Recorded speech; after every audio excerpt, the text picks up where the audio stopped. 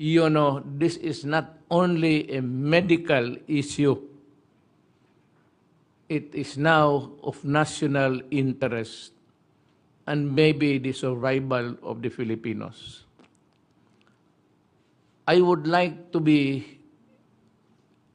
somebody governing, but not really unnecessarily going to the extreme. But apparently, not all, but there are a lot of you out there violating and repeatedly violating the laws. So mamili kayo. I will give you a short lecture of what I will do. But first, I will read the places at yung kanilang quarantine. Modified Enhanced Community Quarantine. Modified ito. So medyo strict. NCR, Bulacan, Cavite, Laguna, Rizal, with additional opening of the economy, well, remains to be seen.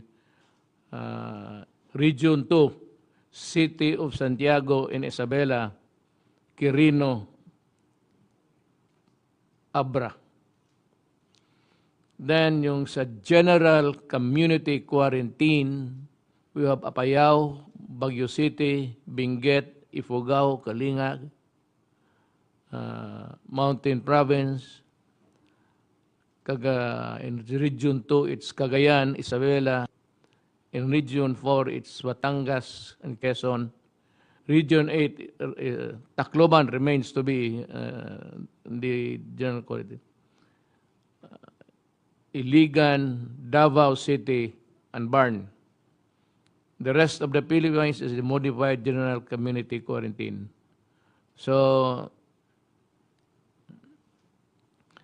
take note of the modified enhanced community quarantine. Listen, it's modified general community quarantine. There are two different animals here. Dalawa ito. It's a modified enhanced, modified general. So, let us be clear on that.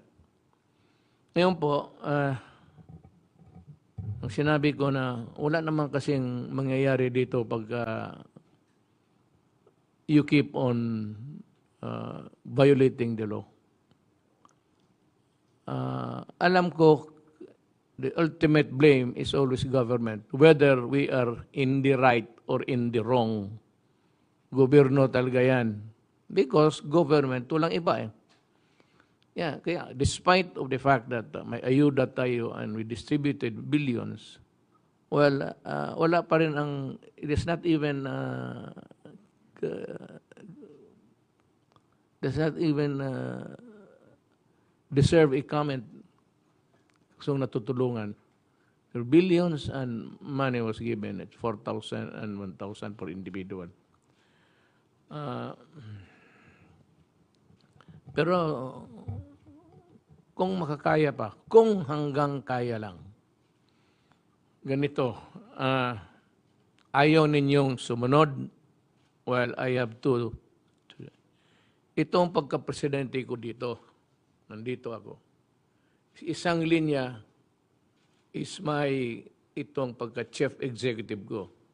Under me, except the constitutional bodies, Congress or the Supreme Court, COA, hindi yan sila kasali. Itong human rights. Pero lahat, pero yung sinasabi ko, dito under kayo sa akin. That is under the chief executive powers.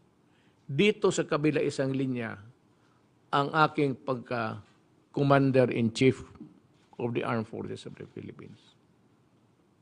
At saka yung police, well, under na, noon, but still, the police gets the order from the mayor. Ngayon, nakita ko, violation dito, violation doon. Sakit dito, sakit doon. Anak ka nang, wala tayong pera.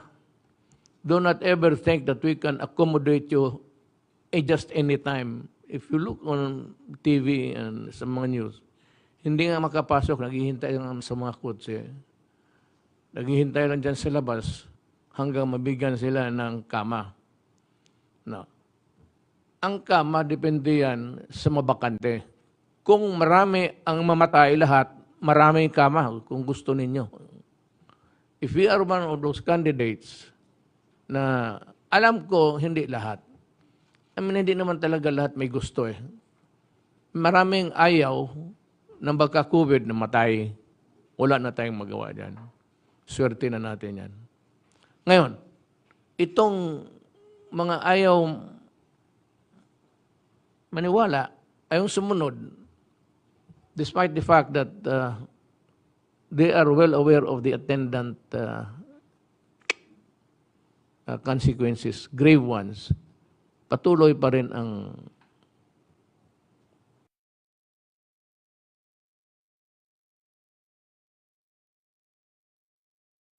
na ganito yan. There is a national emergency, a national health emergency. With that comes also the power of the state to control whatever there is to control, whether it's a pandemic, epidemic, or whatever, medical. Police power can be exercised by to control crime, to promote public interest, to promote public health. Yan. Kasali yan sa power ng President. Ngayon, ako tumitingin lang sa, at a distance. As I would not really want to be so strict about it because it is technically not a crime at all. Ang problema, naging krimen lang yan dahil kung ayaw mong maniwala, para kang, I know if the word spreader, nag-i-spray ka ng sakit. So we have to protect other people from not getting sick. So we have to impose rules. Now, the rules are there and you do not follow. Well, let me tell you. Under the police power of the state, ang mayor, ang barangay captain, because they are persons of authority, they are the ones who should be responsible for the enforcement of the law. Ang guidance binibigay lang sa police because the supervision belongs to the mayor. Ang barangay captain is also a person in authority, like a teacher is a person in authority. Kaya pag lumaban ka, nasaktan mo yung mga tao na yan, it is direct or indirect assault in addition to the crime that you commit. Ganon yan. So, ang gawin ko ganito, I will hold responsible under the law. May batas eh. Maraming batas. There are about 5 provisions in the different statutes na ang barangay captain, siya yung mag-enforce sa law. At kung hindi, yung mayor or concurrently, the mayor and the barangay captain are responsible for the enforcement of the law, especially if it is a penal law, yung may corresponding priso. Ngayon, ang gawin ko ganito, I will hold responsible and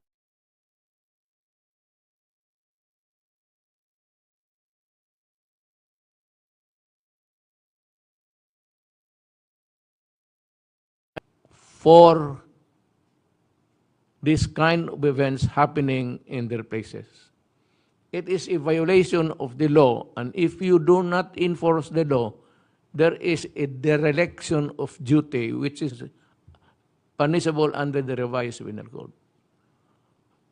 So the DILG can proceed against you for not doing your duty as mayor o si barangay captain. But not so much about the mayor. Nandyan lang yan kasi nandyan yung liability. Itong mga barangay captain ang problema. Kasi maliit ang barangay, do not give me that shit about hindi mo alam. So, the local government will go after you administratively and criminally. Pag may nangyari pang pistahan o sayawan dyan, ang tawagin ng DILG ang mayor pati ang barangay captain. And then, he will proceed to enforce the law. Since he is my alter ego, dito nga sa linya sinabi ko, DILG nandito eh. It's a civilian department. And he can exercise that power. So, siya na. Kasi itong war power dito sa, hindi masyado, ang military, pang NPA ko lang yan, pang enemies of the state. So, it falls squarely on the shoulders of Secretary Anyo. That's to enforce the law. Maybe call the attention of the mayor and the barangay captain and to give them enough time to answer administratively and criminally why you should not go to prison for not enforcing the law. Batas yan. And I would like to start with the most important is itong COVID. So, it start with the Secretary of Health.